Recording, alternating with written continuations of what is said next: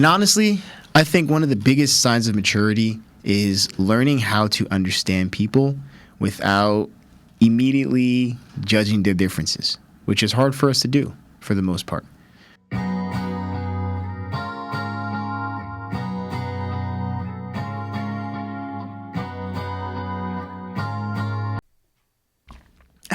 What it do? What it do? It's your boy Andre Spruell, and you are tuning in to Middle of the Fence podcast.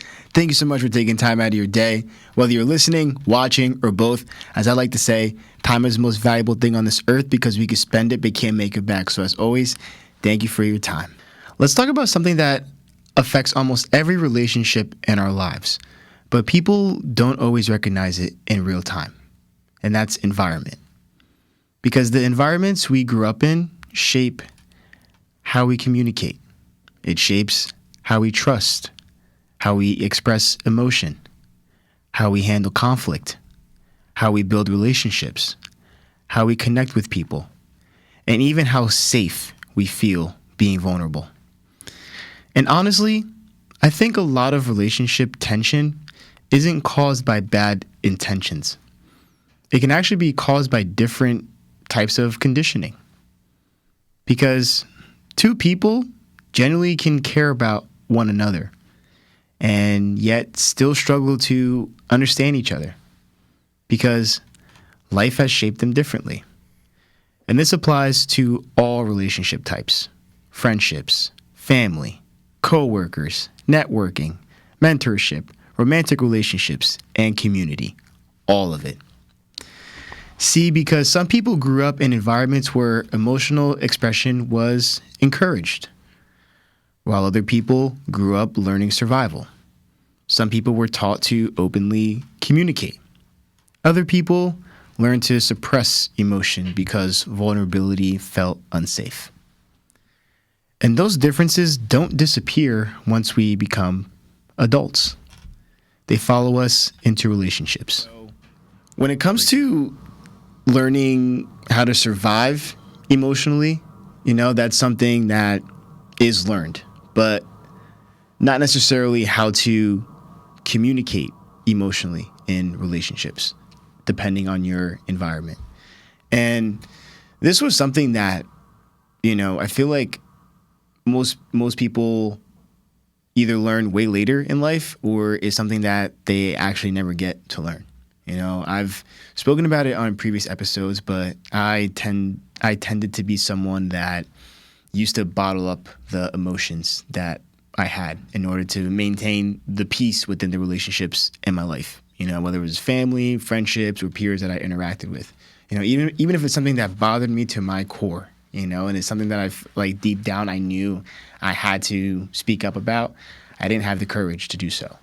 And as a result, it would just fester and build up. And when you're someone that is like that, while also operating from the perspective of being a kind person, that eventually led to, blow-ups. And I'm not saying I had super angry episodes, where I just blacked out of anger or anything like that. But you tend to start to build resentment towards people that may necessarily have that same resentment towards you. And you just, communicating just goes a long way. But when it comes to the emotional aspect, there's so many factors, Obviously, the environment that you grew up in plays a primary factor. If you're a male, that plays a factor. If, based off of your cultural upbringing, that could be a factor. So there's a lot of factors that go into play with that. But the emotional communication when it comes to the environment shaping your relationships is definitely a big factor that everyone has to work through in life, I feel like, unless they are one of the few people that were brought up in an environment that gave them the safe space to do so. And I think one of the biggest examples of this is actually friendship. Because for people who grew up between different worlds, eventually you realize different environments create different mindsets, different priorities, different communication styles, different lifestyles, and even different definitions of success. And sometimes you start feeling like a different version of yourself depending on which friend group you're around. And if you felt like that before, let me know in the comments. Because you code switch, you adjust your humor, you adjust your language, you adjust your energy, you adjust how vulnerable you allow yourself to be, constantly adjusting. And after a while, that becomes emotionally exhausting. Because eventually, you start asking, which version of me is actually me? And this is one of the hidden emotional struggles of growing up while navigating different environments, because growth can create distance. Not necessarily because people hate each other or anything like that, but because life starts shaping people differently, and that's just the reality. And even research shows that social environments heavily influence emotional development, communication patterns, and relationship behaviors, which makes sense, honestly, because as human beings, we adapt to whatever environment that we spend the most time in, point blank, period.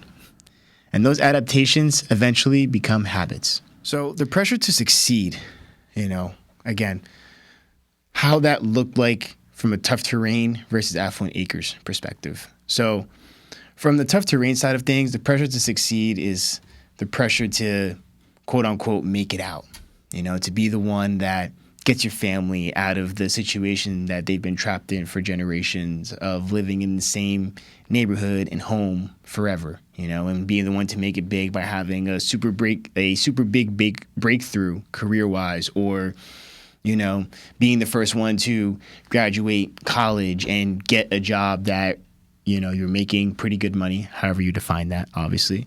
So there's a pressure to succeed from that standpoint, from the tough terrain type of environment. And on the flip side, from the Affluent Acres perspective, it just felt like growing up just playing catch up, because of certain advantages that people growing up on the Affluent Acres have compared to those that don't.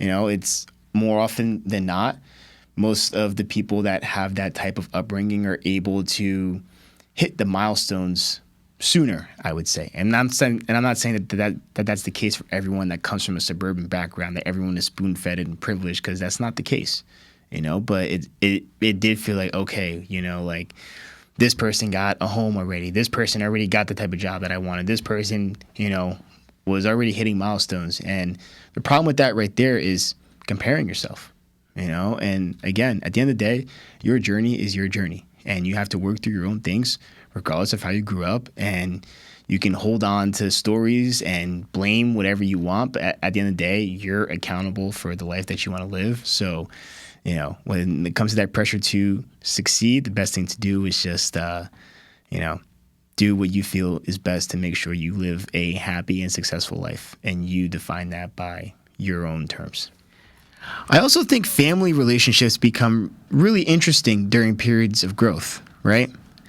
Because sometimes the more your perspective changes, the harder it becomes for certain people to fully understand your vision, especially if your path looks quite different from what your environment traditionally expected. What do I mean by that?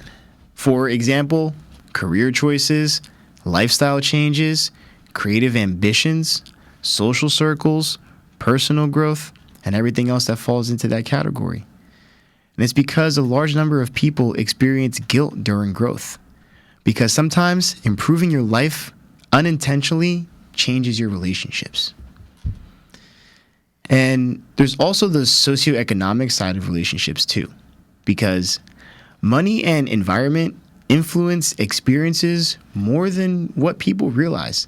And I'm not just talking financially here, but emotionally and socially as well, because different environments teach people different unwritten rules, like how to communicate professionally, how to network, how to express confidence, how to handle conflict, how to view success, how to view stability, how to view ambition.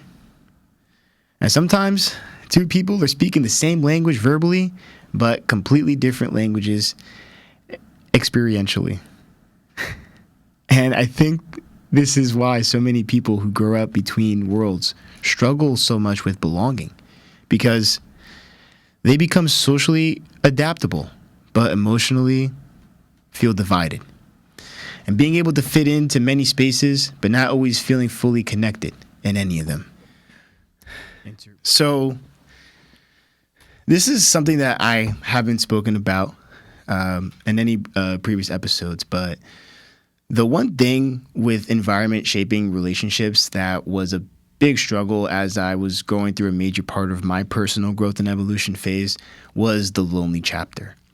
And you hear like really rich, successful people talk about it, but the lonely chapter, what that looks like is when you're so committed to your growth and evolution that you are literally saying no to what society deems as normal or what you should be doing. And what I mean by that is there was a point where I just had a hard look at myself and was like, all right, I really want to do better, because waking up, going to work, coming home, eating dinner, going to sleep, and repeating that is just not cutting it and is not adding any purpose or value to my life. So I started working on habits and trying to figure out what I wanted to do with my life. And because of that, there was a lonely chapter, and I had multiple lonely chapters. Word to Akon. Lonely, I'm Mr. Lonely.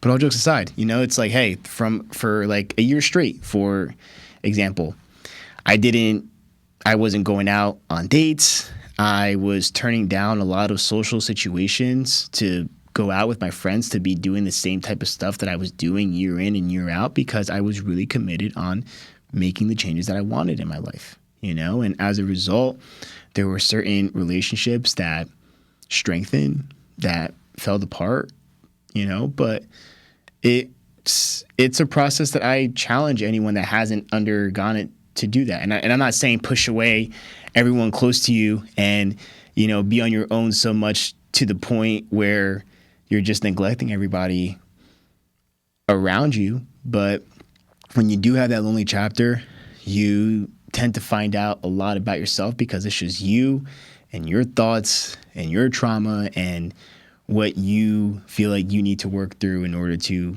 become a better person on the other side of that and continue that growth and evolution process, regardless of your environment. And honestly, I think one of the biggest signs of maturity is learning how to understand people without immediately judging their differences, which is hard for us to do for the most part. Because again, every environment teaches people something different about survival, connection, trust, and identity. And that doesn't excuse toxic behavior, obviously, but it does create perspective. And I think healthy relationships require curiosity, not just compatibility. Curiosity about why people think the way they do, why they communicate differently, why certain experiences shape them emotionally.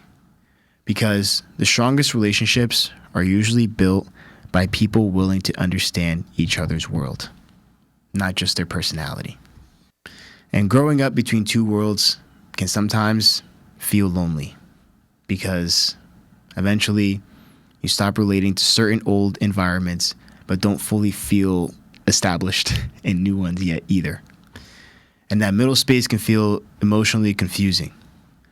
But that middle space also does create perspective. Perspective that allows you to connect with people from many different walks of life.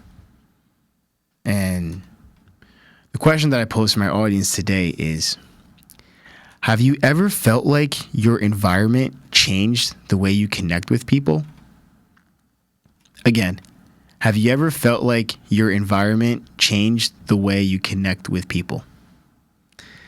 Let me know in the comments, shoot us a message, or just take some time to ponder on it and reflect. Thank you so much for tapping into this episode. And if you like this episode, please be sure to like, subscribe, and follow across YouTube and your favorite podcast streaming platforms. And as always, no matter what side of the fence you grew up on, we're all more alike than we think. My name is Andre Spruell. Catch you guys next time.